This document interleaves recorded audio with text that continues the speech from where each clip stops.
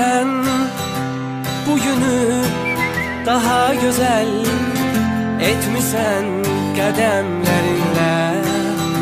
Arzular səslənir sənin doğum günündə.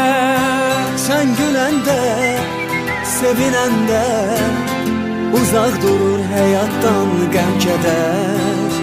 Yaxşı ki dünyaya bugün göz açmısan sen. Bütün sevenler seni gözledi, her anı, her günü, öten her dəqiqəni söylesin. Ad günün mübarek, her yaşa sevincine qədəm at. Ürəyi səninlədir, doğmaların, dostların, yaxınların.